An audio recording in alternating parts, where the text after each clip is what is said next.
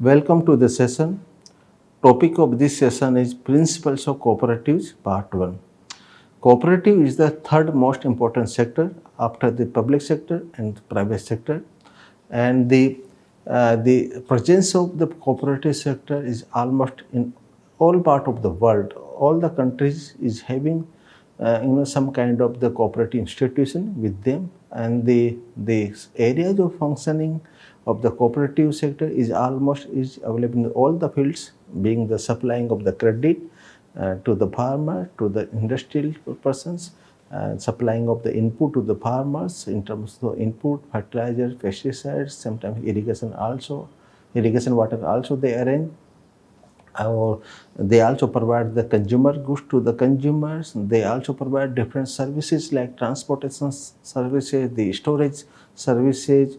They also provide the housing, labor. So almost all the field of the economic activities have been covered by the cooperative sectors, and they are contributing a lot in the societal development, in the individual development, and in the cooperative sector is basically for the help of the poor people, the poor people who are the resource and poor people. The cooperative sector is for them to help them in their socio-economic upliftment, and there is a quite impressive growth of cooperative sectors in terms of their business transaction, in terms of the increase in the membership all over the world. So, and then this growth is basically attributed to the certain kind of the principles or practices or values which have been followed by the cooperative sectors, and they follow some basic rules, the basic principles, and our session is basically to understand the principles of the cooperative sectors. Basically, these principles guide the functioning and operation of the cooperative sectors, and that's why there is a faith of the people who are the member of the cooperative society, and that's why they play important role in the society upliftment. So in this session basically we will understand the meaning of the cooperative society also, because the foundation for the developing the principles or for identification of principles is from the basic concept of the cooperatives. So we will first have the understanding of the cooperative, then we will move to the understanding of the principle of the cooperative societies and cooperative principles. There are 7 principles of the cooperatives, and in this session basically we will be discussing only 2 the principles of cooperative, because there is a time limitation of the session. So our focus will be only 2 principles of the cooperative society in this session, and remaining session we will be discussing in the next session or next part of this session. So let us first understand what is the cooperative. And cooperative are basically the people's organization formed voluntarily to carry some of the economic activity of its members for their mutual benefit. So they are basically, we can say the voluntary organization which are formed to carry, to undertake some economic activity of the members for their mutual benefits. So cooperative are basically user-owned, user-owned organization, and the cooperative are basically member-driven, and the purpose of the cooperative is the self-benefit. So here the member takes the decision and for their self-benefit, or for the all member of the society they take the decision, and these cooperative societies are running successfully. Running of this organization successfully is also very important because they impact the large number of the peoples. They provide different kinds of services, particularly for vulnerable sections or the primary sectors like agriculture sector. They provide different kinds of services, and success of this cooperative organization depends on the achievement of the purpose for which organization were formed, and also the availability of the products and services desired by the members that is beneficial to all the members, or also the society, cooperative society also.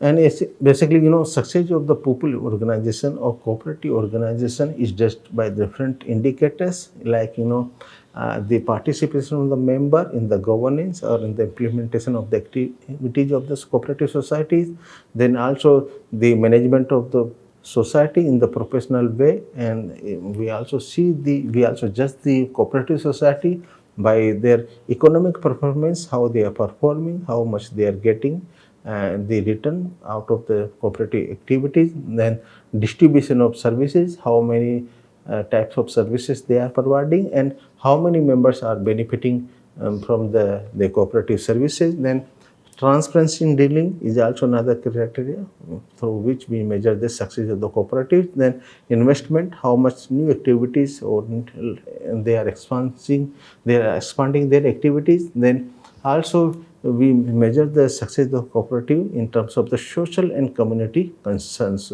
how much they are doing for the society or for the community in their economic development, in their social development.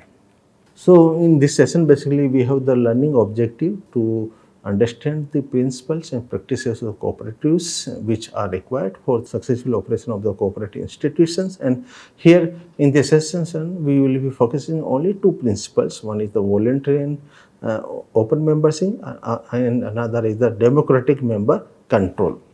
And when we talk about the principles of cooperatives, and cooperatives have been successful because they apply certain fundamental principles, and these principles are known as the international principle of cooperation. And these principles are often reviewed at the international conferences in view of the changing circumstances, but remain unchanged, because they are so discussed, and with wider discussion they have been finalized. So that's why they remain unchanged, but they always in discussion during the international conference of the international cooperative alliances. And list of the principles basically which we are following right now in the cooperative functioning were adopted in the 1995 at the Manchester Congress of the International Cooperative Alliances. And this organization is basically a world organization for the cooperative organizations, for the promotion of the cooperative organization. And let us first understand the cooperative meaning, then only we can draw the principles of cooperative. So when we define the cooperative, it is an autonomous association of the persons united voluntarily to meet their social, economic, and social cultural needs and aspirations through a jointly owned and democratically controlled enterprises. So here in this definition you will see they are the autonomous association, and the persons united voluntarily. This is also another principles, and the purpose is to have some common social objectives, economic objectives. So economic participation is another objective. They are managed jointly and democratic way. So that is also another principle of the cooperative. So the principles were drawn from this definition. And the another basic aspect of cooperative, to understand the cooperative, is the cooperatives are based on the value of the self-help, democracy, equality, equity, and solidarity. So all these are the basic values in the functioning of the cooperative. And the member of the cooperatives believes in the ethical value of the honesty, openness, social responsibilities, and caring for others. So these are some of the ethical values they follow in the functioning of the cooperative organization. That's why the cooperative become also bigger institution world over, and there is a continuous growth in the membership of the cooperative society. So there are basically 7 principles are the guideline by which cooperatives put their values into practices. And there are 7 principles, like we have the voluntary and open membership, democratic member control, then member economic participation. Then another principle is the autonomy and independence, the education, training, and information, cooperation among the cooperative, then concerns for community. So these are the 7 principles. And in this session, basically we will be discussing 2 principles. One is the voluntary and open membership, and another is the democratic member control. So let us understand the first principle, which is the voluntary and open membership. And we can define this principle as cooperative as a voluntary organization open to all persons and who are able to use their services and willing to accept the responsibility of the membership, and without any gender, social, racial, political, or religious discrimination. So basically, cooperatives are the voluntary organizations. We cannot compel anybody to join the organization. If they can join, they want to join, they have to join. They're voluntary, and it is open to all persons. Anybody want to use their services, they want to use the cooperative services, and they also want to willing. They want to, if they are willing to accept the responsibility of the cooperative organization, they can join the cooperative organization, and there is no discrimination on the basis of the gender, social, racial, or political, or religious aspects. So it is open to all. And here basically when we talk about this voluntary and open membership, there are two complementary standpoints. There are two views, or there are two attitudes. One is from the individual, and another is the cooperative society as itself. So individual also think to increase his own interest, but in the cooperative, on the other hand, they want to increase their profit so they can function efficiently, successfully over a long period of time. So, but when we talk about the cooperative organizations, both have freedom to consult their own interest and pursue them also, but both need to have reconciled and blended together in the achieving some desired activity, in achieving some outcomes. So they should reach at a common point, so that there is overall benefit to the society. I know. Then, when we talk about the voluntary and open membership, individuals are free to join the cooperative organization, and they have to share their economic and social disadvantage like other members, and they can share their resources also. And when anybody join the society, they must undertake their due share of the responsibility. So not only the benefit, they also take some responsibility in the activity of the society. And nobody is compelled to join the society directly or indirectly, and there is no social or political pressures for joining the society. And decision on applying for membership depend on his or her appreciation of the cooperative's values. If he appreciates the cooperative values, then only he will apply or she will apply for the membership. And they also consider before joining if there will be some the economic gain or not. If they feel there will be some economic gain, then only they can apply for the cooperative membership. And members are also free to withdraw if they have joined and they find there is something wrong and they are not benefiting from the cooperative society. They can withdraw their membership also at any point of time. So there is no compulsion to remain as a member throughout the life. They can withdraw if they want. And the cooperative organization, they also have some freedom to accept the applicants for membership. Even the cooperative society, they can refuse if anybody apply for the membership, or they have the power, they can reserve the power to terminate membership. If anybody can become a member, they can the society can terminate their membership also if the interest of the members as a whole are not respected or jeopardized by the member or by a particular member. So they can remove him, or they can refuse. Cooperative society can refuse to any applicants, because if the society feels this membership, this person will not help in our activity, it will spoil the atmosphere of the cooperative society. So they can terminate or they can refuse to anybody.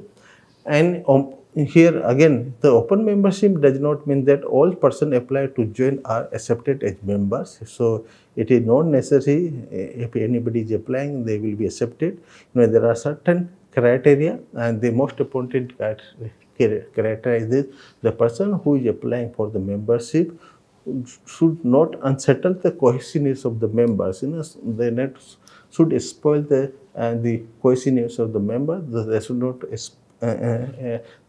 spoil the atmosphere of the society, which are working efficiently.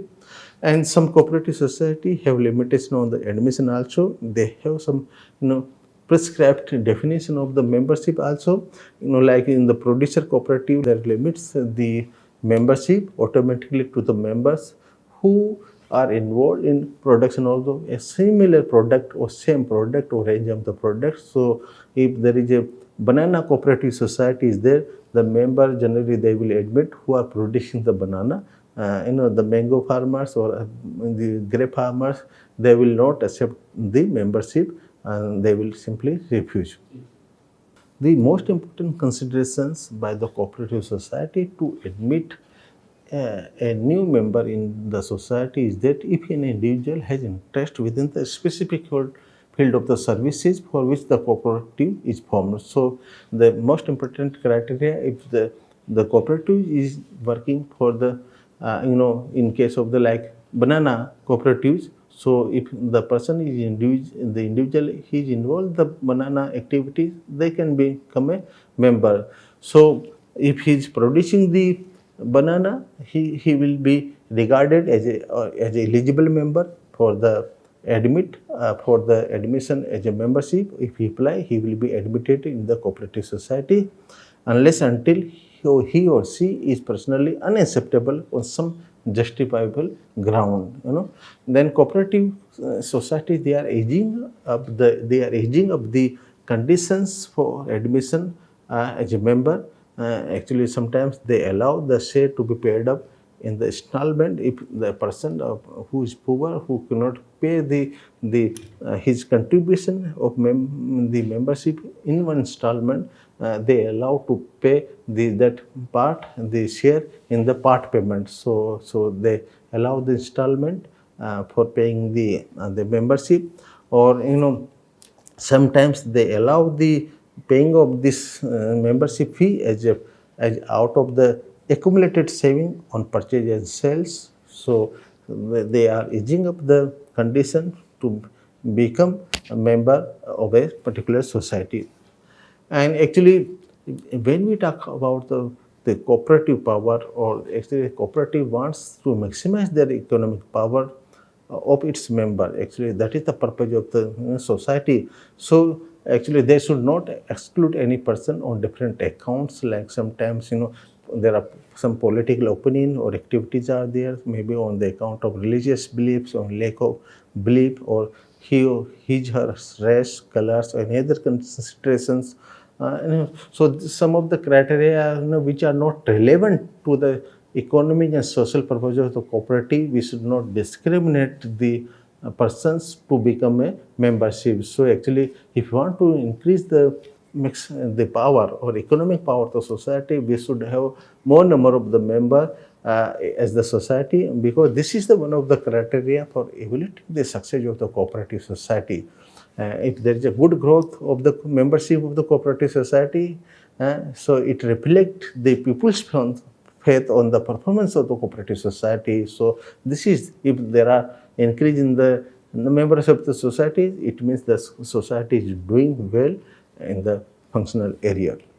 Then another principle we have is the democratic member control, and here the cooperative are basically, they are the democratic organizations, and these organizations are controlled by their members themselves. So the members, they actively participate in setting the policies and policy decisions. So all the decisions are taken by the member themselves, and basically the elected representative, maybe man or woman, they are accountable to the membership. So the process of decision taking is basically they elect some representative in the elections, in the way of any democratic society works. So in the primary cooperative society, member have equal voting rights, like one member one vote, or the cooperative at other level also they organized in the democratic manners.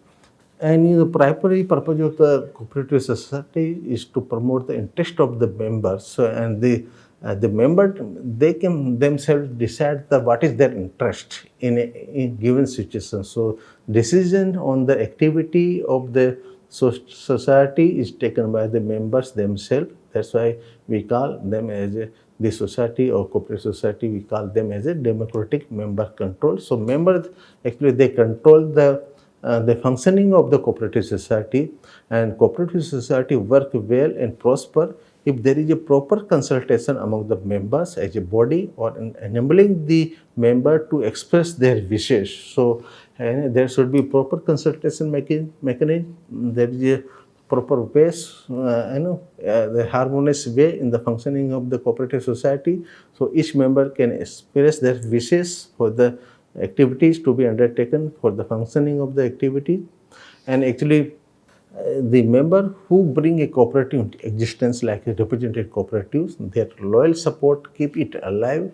Their administrative, their administration in the affairs of the cooperative society, and they conduct the day-to-day activity or day-to-day business activity of the cooperative society. This is very important. So cooperative participate in all types of activities. Their loyal support is also very much important. Their participation in the cooperative societies or day-to-day business activity is very much important.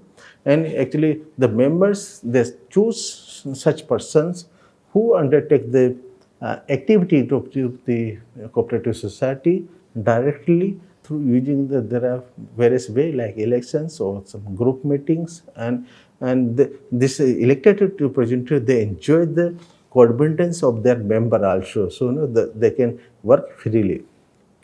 Basically, in the cooperative society, we have the board of directors, which is accountable to the members. Actually, the board of directors, they report regularly on their activities and submit the report to the members' judgment.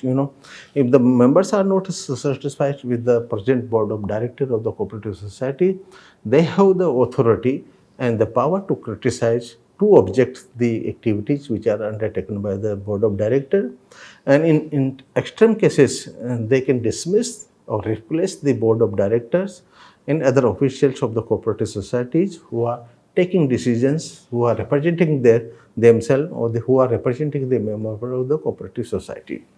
And actually, in the cooperative society, and according to this principle of democratic member control, all the member of the society, they have the equal status. There is no big or small, and they have the equal power, they have the equal saying, and they have the equal opportunity for participation in the decision making process, and in expressing view on the policy and program of the cooperative society. And this is ensured by following the rule of one member and one vote. And fully developed cooperative societies, the cooperative members, they themselves must take ultimate control with no external influences. So the members should take their all decisions. There should be no external interference.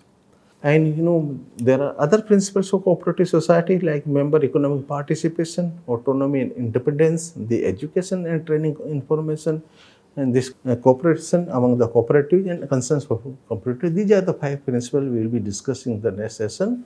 And this session we can sum up that the cooperatives are people's organization formed to carry some economic activities for their mutual benefits, and the cooperative meets the social, cultural needs and aspirations of the members. And the purpose of the cooperative society is to fulfill the requirement of the members and their cultural requirement, their economic requirement, their social requirement, and they are voluntary organization. And the cooperative organizations, they work on based on the values of the self-help and democracy, equity and solidarity.